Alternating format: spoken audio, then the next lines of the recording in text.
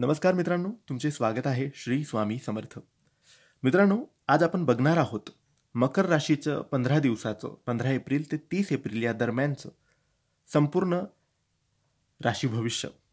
शनीच्या प्रभावाखाली असलेल्या मकर राशीच्या जातकांसाठी हा काळ काय घेऊन येणार आहे हेच आपण आजच्या व्हिडिओमध्ये जाणून घेऊया.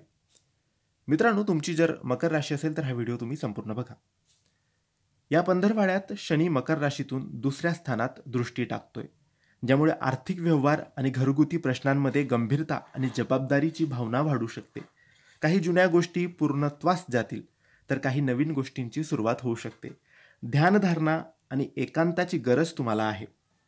मित्रांनो, नोकरीत स्थैर्य राहील, पण नवीन प्रोजेक्ट्सवर काम करताना तुम्हाला धैर्य आणि चिकाटीची परीक्षा द्यावी लागेल. वरिष्ठ तुमच्या कामगिरीने प्रभावित होतील, पण आत्मप्रशंसा टाळा. व्यावसायिकांसाठी ही वेळ गुंतवणुकीस योग्य नाही. जुन्या क्लायंटशी नातं मजबूत करा. घरात मोठ्यांचा सल्ला आणि आशीर्वाद आवश्यक वाटेल. जोडीदाराशी थोडासा गैरसमज होऊ शकतो. संवाद ठेवा आणि अहंकार टाळा. एकट्या व्यक्तींना एखाद्या जुन्या ओळखीचा भावनिक स्पर्श मिळू शकतो. हाडांशी संबंधित त्रास, सांधेदुखी किंवा थकवा जाणवू शकतो. रात्री उशिरापर्यंत काम करणं टाळा. शरीराला आणि मनाला विश्रांती हवी.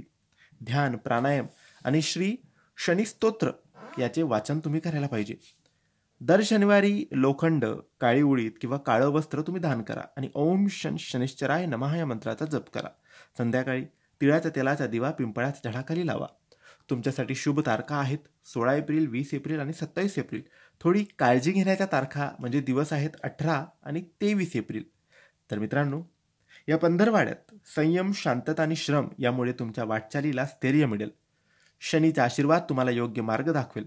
फक्त श्रद्धा ठेवायला विसरू नका. जर हे राशी भविष्य उपयुक्त वाटलं असेल तर लाईक, कमेंट आणि शेअर करा आणि आमच्या चॅनलला सबस्क्राईब करायला विसरू नका. धन्यवाद. श्री स्वामी समर्थ.